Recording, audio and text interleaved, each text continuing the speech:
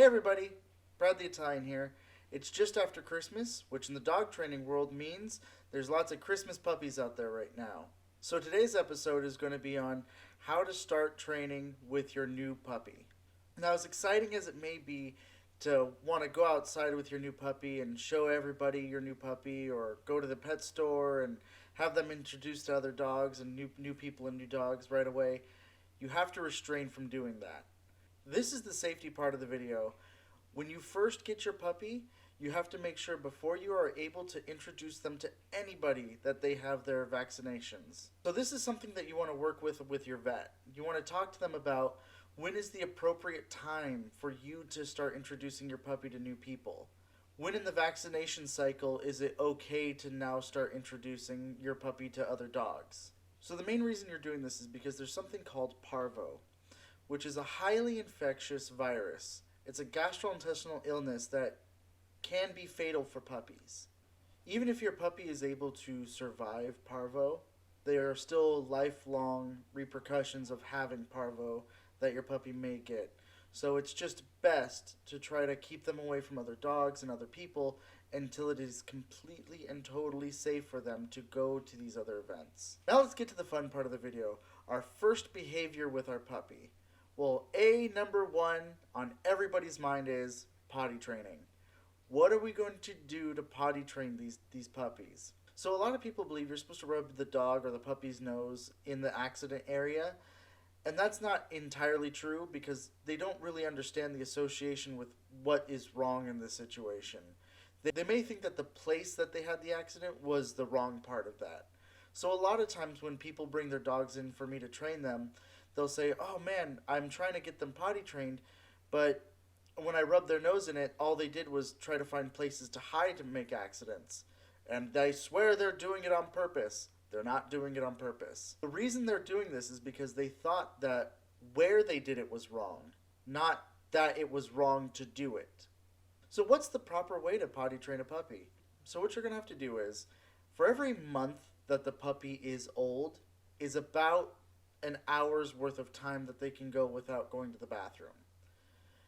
And really what you're trying to do is establish what time they go to the bathroom at. So dogs are very good at keeping schedules, and they really like to have a steady schedule of when they go to the bathroom. So once you discover what time they're going to the bathroom, you can reliably take them out at that time every time and have them go potty. When you're starting off, you're going to want to reward them for going potty outside, and you're going to want to positively associate the idea of going potty outside.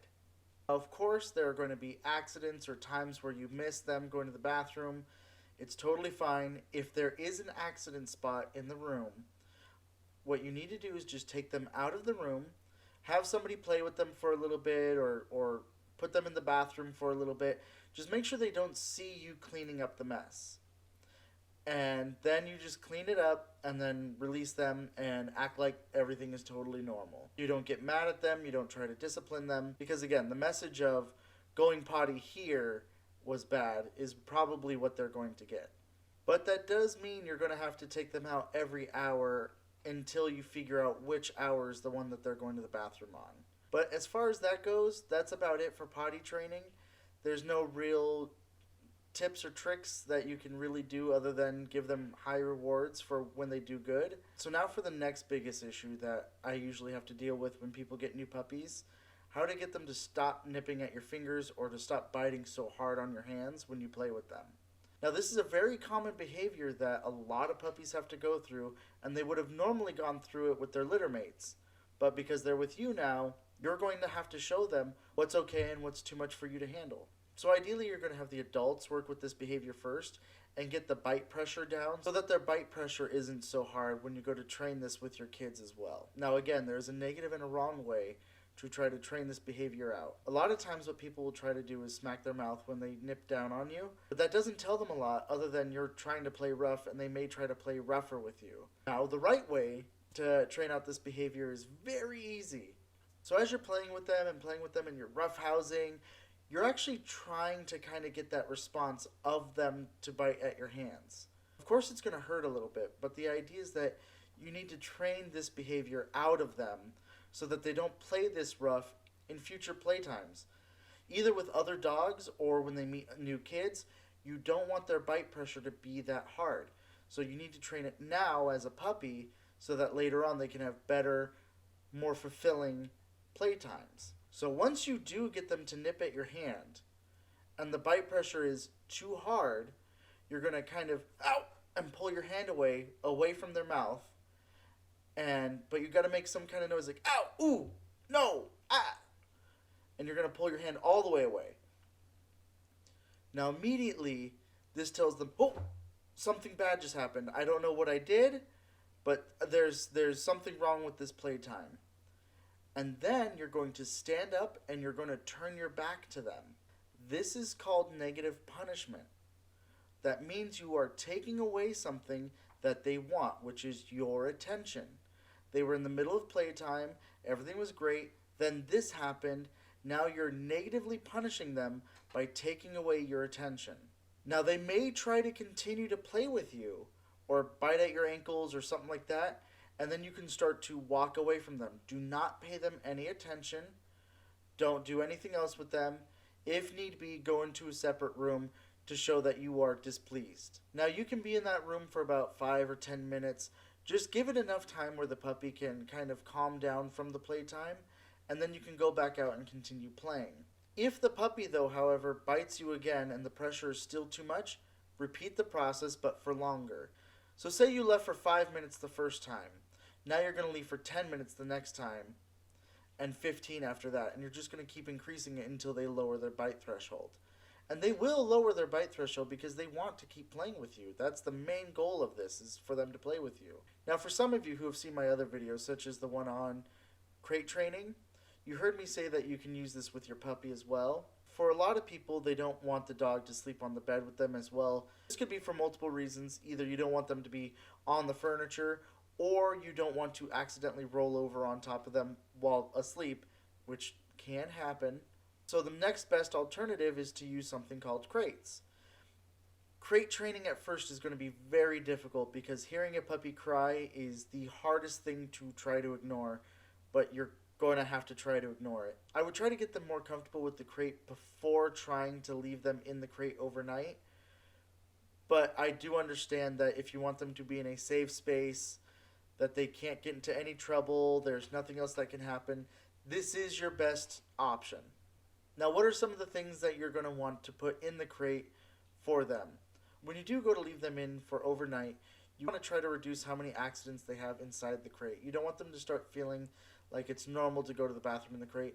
However, it's inevitable that they're going to go to the bathroom in the crate. You'll want to get a little pee pad, a little bed, and normally a little food and water. Not too much for when you're leaving them in there at night. They should mainly try to be sleeping. But of course, there are different needs that need to be met, and you want them to feel comfortable in there. Try to get them attached to some kind of toy or blanket. Put a blanket over the top of the crate. Do whatever it takes to make them feel more comfortable. Just a link to the crate video so that way you can kind of see what I'm talking about. This is what you want to work on for the first few weeks to months of having your new puppy. Now later on down the road, you're going to want to start training as soon as possible. The main reason why starting dog training is so fantastic is because it opens up the communication between you and your dog. A lot of times, people have issues with their dogs or have misunderstandings with their dogs simply because they don't have that communication path to utilize in their everyday life. And if you're able to start the training at a young age, then the communication between you two can be completely and totally fantastic. A lot of times people say jokingly that, oh, they're just like a family member, but really they are. The main thing is that dogs are able to communicate a lot with human beings. And that training is really what opens up the pathways for that communication. It's all through body language and it's through facial expressions that you can really understand how your dog is feeling in every scenario. The body language that dogs understand and that people can understand is very subtle. But knowing the language of body language will make a world of difference. When you are able to understand exactly what your dog is thinking and why they're thinking that, it's like a whole new world is opened up to you.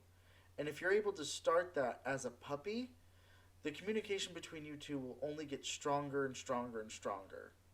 I highly recommend that once your puppy is through vaccinations, or at least far enough along that your vet says it's okay for them to start doing training or going to dog parks or going to puppy playtimes. There are places that have puppy playtime set up. Make sure you ask beforehand, though, if they sanitize the area before the dogs come in. That's very important, before their vaccinations are through. But there are places that offer puppy playtime. There are parks that have the dog-only areas. All these things are really fantastic to get out there and to do and fully understand how your dog feels about the world. I say get out there and experience it all with your puppy as soon as you can. However, that's going to be it for this video. Please like, comment, subscribe, and we'll post some more dog training stuff later this week. Alright, thank you very much.